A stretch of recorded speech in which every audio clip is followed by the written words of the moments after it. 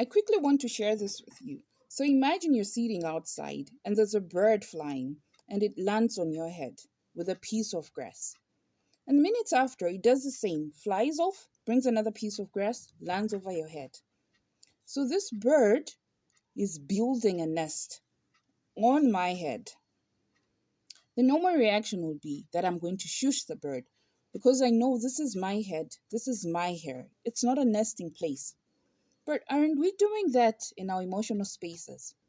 We do allow a negative thought to enter our minds and we think about it over and over and over again.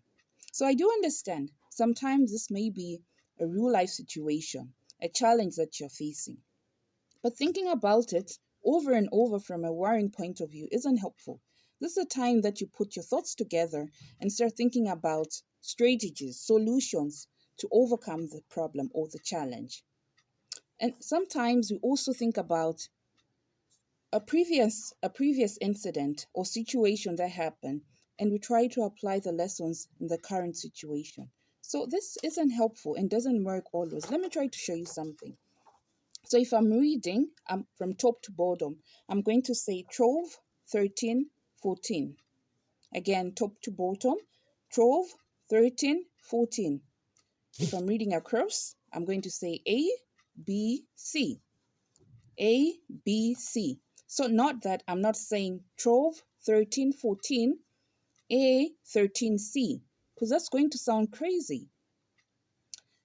So what happens sometimes is that we do regard the previous situation, something that happened previously, and we draw out lessons from that, which is helpful sometimes, but not always.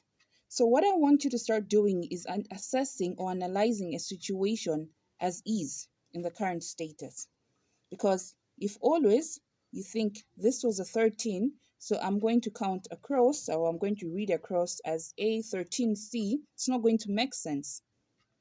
So always assess the current situation and see what's applying. Think about how should I act? How should I react? It's not always that the previous situation is going to be helpful in addressing the current challenge.